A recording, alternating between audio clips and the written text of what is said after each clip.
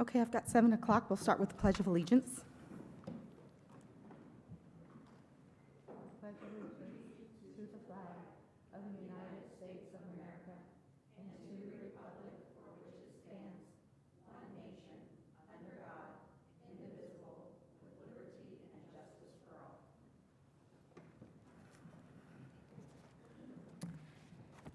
Okay, I'm Sarah Darding, the clerk of the board. I'm going to call the meeting to order, and we'll take roll call for just the board table up here. Sarah Darding. Christy Van Meter. Lauren Tice Miller. Sheila Magers. Erica Price. Sarah Sanders. Rocky Buznitz. Buck Ruder. Kristen Fisher. Okay, we'll now take nominations for president of the board. Each nomination will need a second. We will vote on each nominee. The board president needs a minimum of 4 votes to assume the position of president. Do we have a motion for the first nomination? We'll make a motion for Erica Price. Second.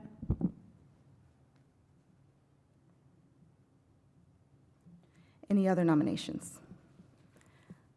Okay, all in favor? All opposed? Abstain? Okay. 6-1. Motion passes. We will give it back to you, Erica, and you can now resume the meeting. All right, thank you. We'll move on to nominations for vice president of the board. We need a nomination. I'll nominate Sarah Sanders. Do we have a second? Second. All in favor? 6-1. One abstention? All right, one abstention. All right, congratulations. All right, we're going to move on. We also need to fill one open spot on the negotiations team. It was held by Rosa previously. Do we have anyone that would like to serve on that committee? Oh, I'm on it and Christy's on it. When does it meet? They start meeting in May. We generally, May? I think April. It's pretty early. About every couple weeks we'll meet, and then as things start to progress with insurance and we get our budget, we'll meet a little more frequently towards the end of June. We always try to have that wrapped up, and we have been pretty successful at that by July, so that's the commitment there. There's not a lot of homework, if that's what you're worried about. And you get fed. It's a big deal. Is it in the evening? They're in the evenings, 5:30 to roughly 7:30 or 8 generally. Yeah, I know I've served on in the past, and several of us have, but I think it's a great learning opportunity for anybody that wants to learn more about the district. And if anybody wants to that's new, it'd be It's a nice place to start.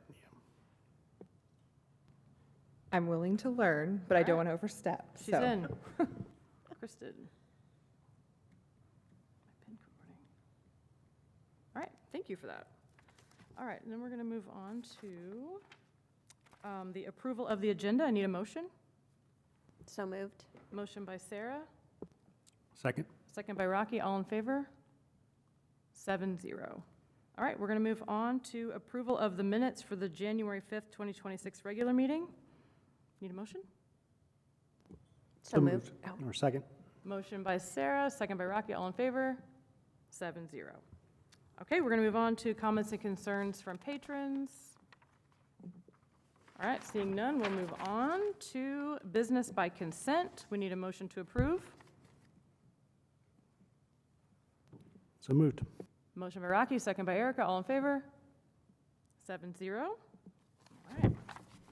We're going to move on to approve Kindle construction contract, Whitney. Whitney Henley. Sorry about that.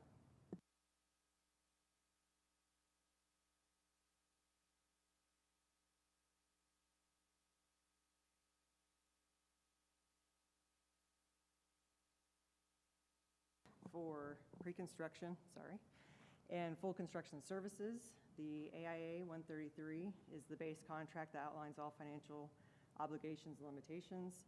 The AIA 201 that is attached is for the general conditions of the contract that marry up with the architect's contract that outlines the clear lines of responsibilities. So the main points to note is the contractual commitment that's included for pre-construction is $1. This was due to the state process. It was consistently by all firms submitted that way. The services provided state that any actual costs must have been included in their fees and supervision and management cost. So it also includes the fee percentage, insurance values, the temporary facilities and controls, the supervision and management are all included in the contract as well under a separate number. Those costs were all submitted to the state as well and during the proposal process. And any major change that will happen to those already approved would be through a large change that would be in the future. If that comes up, it would be reviewed by the facility committee prior to approval. So right now they're committed to that number that was reviewed previously. In the future, when we actually add the costs for the projects, we will go through an individual amendments called guaranteed maximum prices, and that will tie them to drawings and schedules at the time of the bidding. And the GMPs will be compiled with actual bids from the market for individual trades. So that's where the cost of each, like Barryton, the middle school, high school, individual GMPs in the future. So we as a group had reviewed all the RFP contract requirements that are included and is recommended for approval.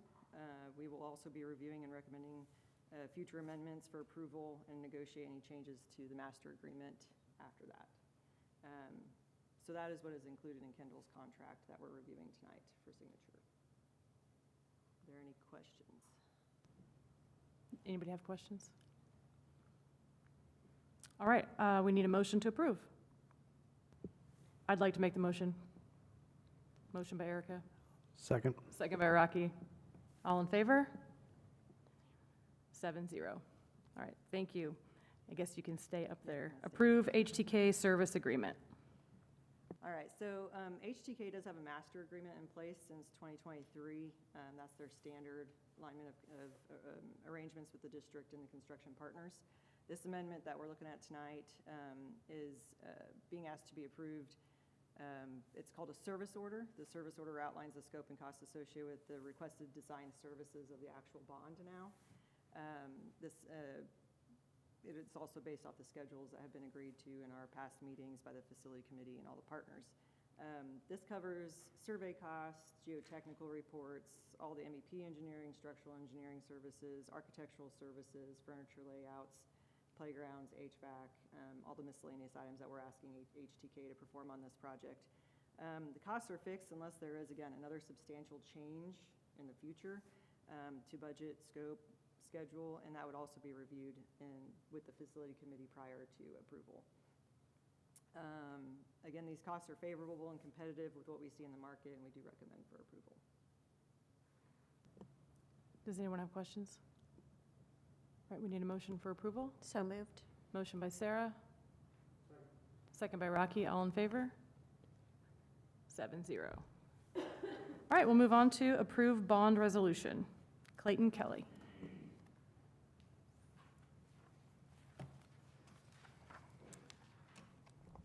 Clayton Kelly with Piper Sandler. Appreciate you allowing me to speak tonight. Myself, as well as my colleague Dustin Avey, were here back in December when the board allowed us to move forward with securing final interest rates.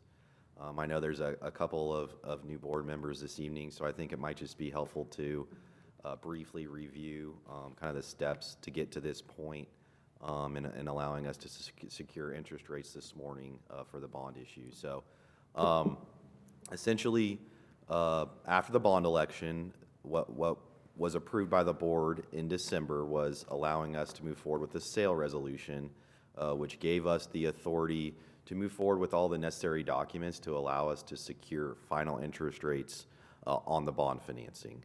And part of that process involved a credit rating that Sheila and Sarah did a lot of legwork on to essentially provide answers. It's kind of like a background check if you're going to secure a mortgage individually. It's what investors really reference when they go to help with providing the interest rate that they're willing to offer for your financing. I'm happy to to report as a result of that conversation with the credit rating analyst, as well as some of the follow-up documentation that Sheila and Sarah helped with. The district secured a AA3 credit rating. So that's a very favorable credit rating for school districts throughout the state of Kansas as well as nationally. And one advantage to that is actually being able to, a lot of times, a lot of school districts we work with, investors require insurance on the bonds that they purchase, which obviously is an additional cost to the district. Because of this higher credit rating, the district did not need to apply and use insurance on this financing. So in addition to a lower interest rate, also the exclusion of insurance on this bond financing was a result of that process as well. So essentially, we set the market up to where we would be securing interest rates this morning with district approval. And so tonight there's an action item on your agenda for a bond resolution that essentially ratifies everything that we finalized this morning. Kind of taking a step back, so at the beginning of this process, we were using assumptions of a 5.5% interest rate when we were calculating estimated interest rates, future debt financing on the 25-year bond financing. Again, we were somewhat cautious in that, but the market has actually, since your election has been successful, improved quite a bit from what we were expecting in the current market interest rates. So I'm happy to report that the final interest rate received for the district this morning was 4.44%. So that's a fixed rate for the 25-year financing. It comes with a ability to prepay as early as 2034. So that is an 8-year call option. And just to put some numbers into what is the difference between the 5.5 and the 4.44% interest rate, what does that mean dollar-wise over 25 years? It's equivalent to about $10 million in interest over that time period. So that's the difference between that 5.5% rate and the 4.44 that was actually finalized this morning. In addition to that, my colleague Dustin talked about potential premium as a result of this bond sale. So a bond sale is a little bit different from, a lot different from a mortgage when you go and secure a standard loan where you only have one interest rate and you're not necessarily receiving any additional funds.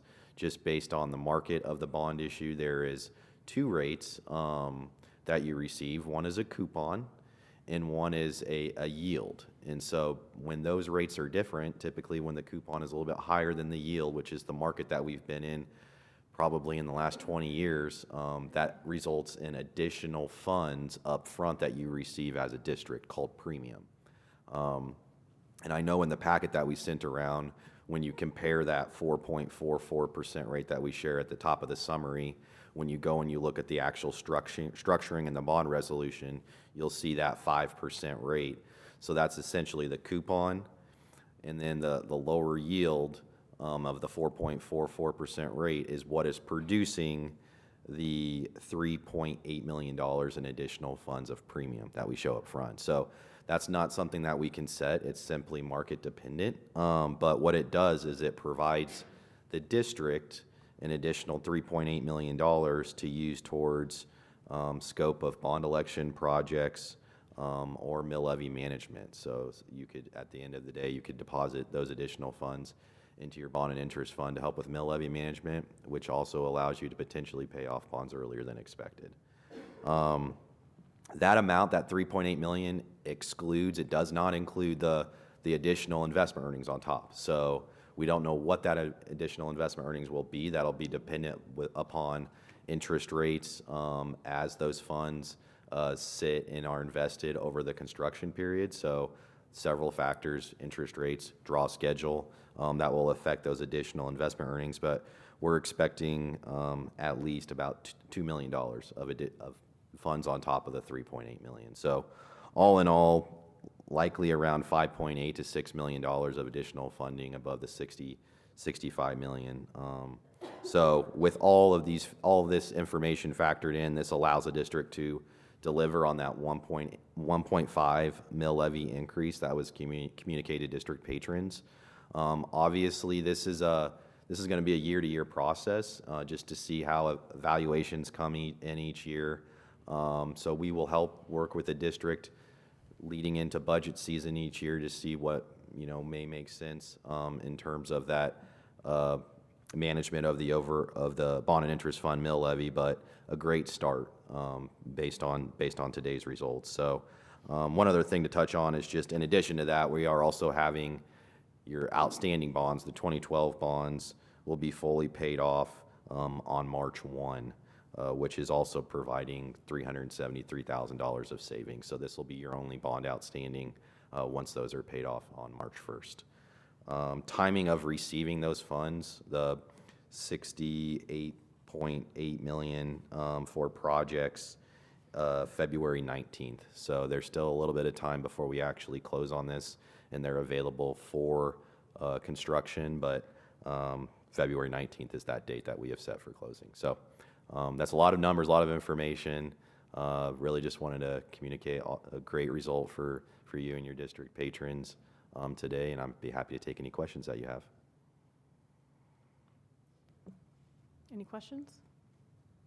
All right, I'm going to go ahead and read the resolution, correct? Okay.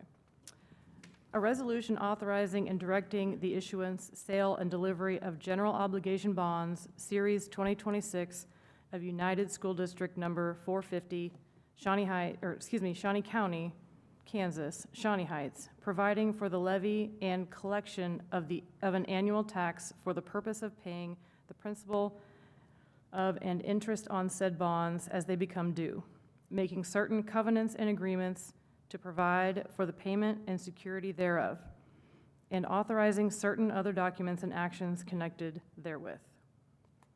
So we need a motion to approve the resolution. So moved. Motion by Christie, Second. second by Sarah. All in favor? 7-0. Thank you. We'll move on to approve MacBook replacement screens. Mr. Dinger.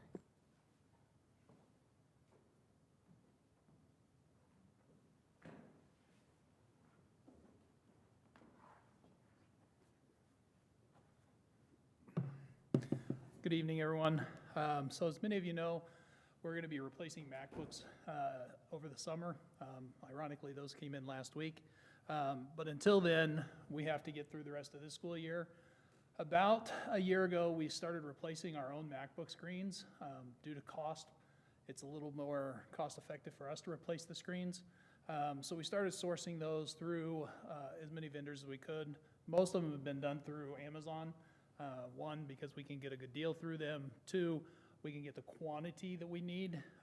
And so we bring to you tonight the request to purchase what we hope will be the last set of MacBook screens for the MacBooks that we currently have that'll get us all the way through till summer.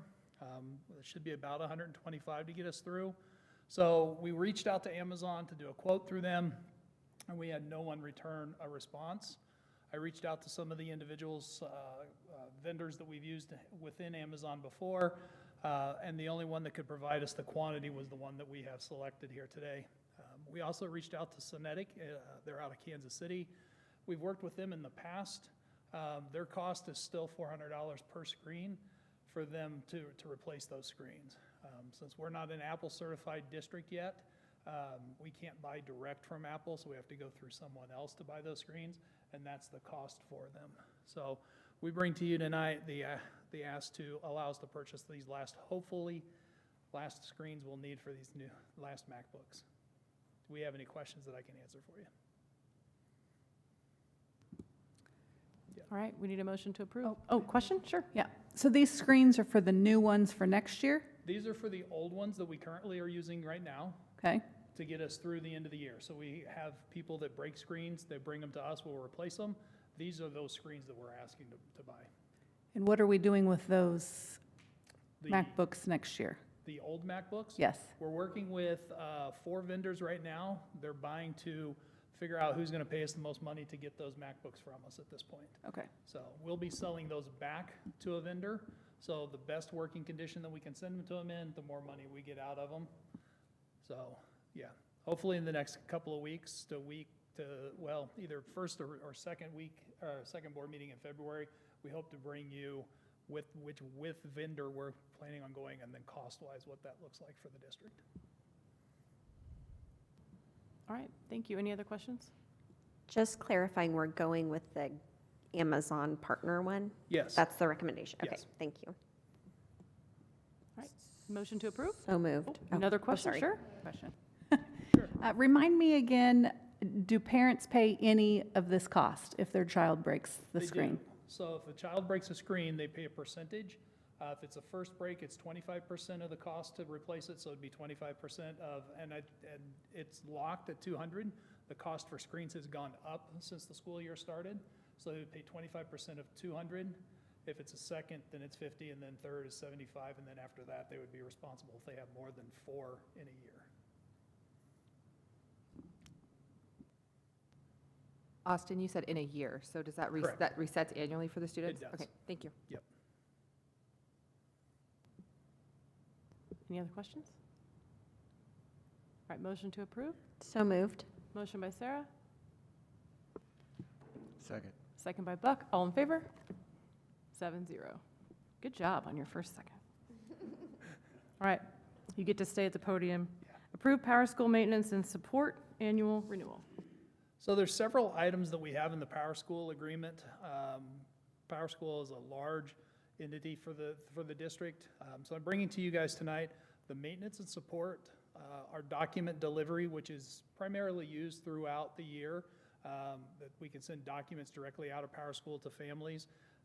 So that's also included in there, along with some of our special programs software. It's up for renewal as well. So we bring all of that to you tonight and ask for approval so we can continue utilizing Power School in the district as our SIS and special programs. Does anyone have questions? All right, motion for approval. So moved. Second? Motion by Sarah, second by Rocky. All in favor? 7-0. Thank you, All right, everyone. thank you. Move on to approve curriculum maps, CTE teaching pathway courses. Ms. Bell.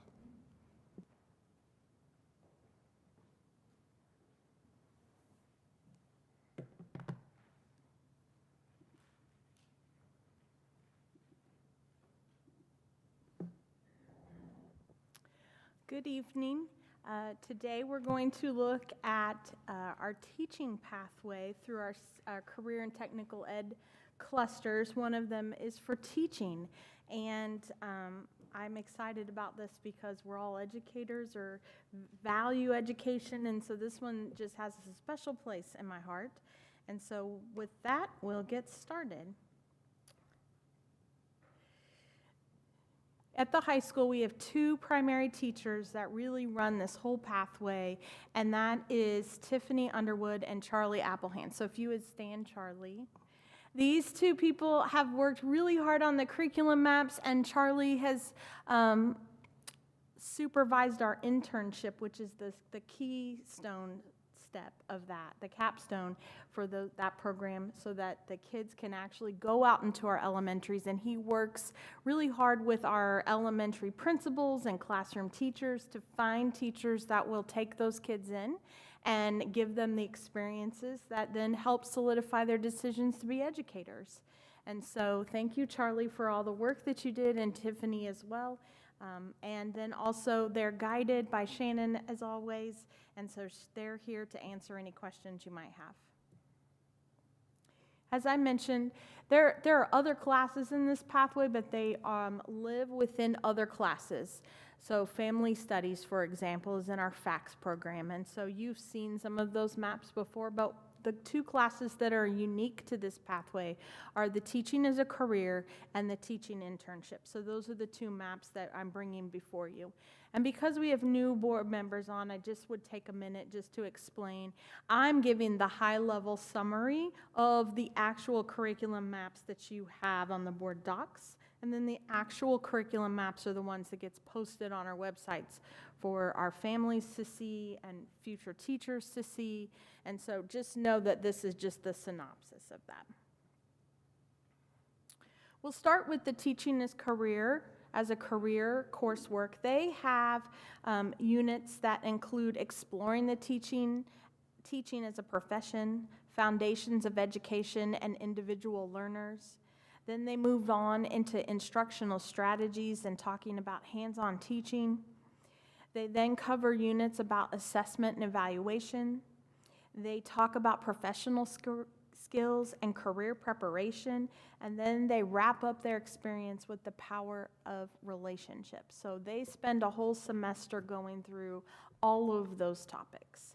They work really closely together and then transition into the teaching internship class, where they do a hybrid model. They come in the classroom and they learn from Mr. Applehands one day a week, and then they go out and they're in classrooms at the elementary schools for the rest of the week. And so those kids are sometimes on campus and sometimes in classrooms learning, but these are the overall skills that he teaches them all throughout the semester. The first one is designing the environment for a classroom, so really talking about how to set up your classroom, understanding the standards and developing a lesson plan. Then they move into those all-important teacher toolbox, those strategies for teachers. Then they look at developing assessments and homework, building a culture in the classroom, managing student behavior, and what encompasses the teaching profession. So they have all kinds of activities where they look at neighboring school district salaries, they learn about teaching schedules, all kinds of things. And so it's really eye-opening, and I had the opportunity to go into some of the classes and listen to them talk about their eye-opening experiences that they have about the teaching profession and things that they never thought to consider before, and our teachers help facilitate all of that. So with that being said, I would recommend approval or entertain any questions that you might have. Does anybody have questions? No, I don't have any questions, but I see that Mr. Applehands is here, and saw that he's going to be sadly leaving us at the end of the school year. And I know my kids had him, and I know so many other parents throughout the district. He's always been one of the favorites, and you can tell he has a passion for the kids and caring, and he will definitely be missed. And it's evident with the thought and the help that he's put into this that you know, he's an important part of Shawnee Heights, and there'll be some big shoes to fill. So thank you for everything you've done for us, Mr. Applehands, and appreciate it. One thing that's cool about this curriculum process is we really take the institutional knowledge of really great educators and we get it documented so that those that fill those shoes have a good foundation to start with. And so having this done before he left us was like great timing, and also just super impactful for what we are going to do in the future. Really give us a great foundation to start with. I did want to say I did do some data, and Mr. Applehands could correct me, but it looks like we have approximately anywhere from 10 to 15 kids that take these last two classes. Does that sound historically about what it is? And so they also work with Todd Robertson from Emporia State, that Future Teacher Academy that many of you have heard me talk about before.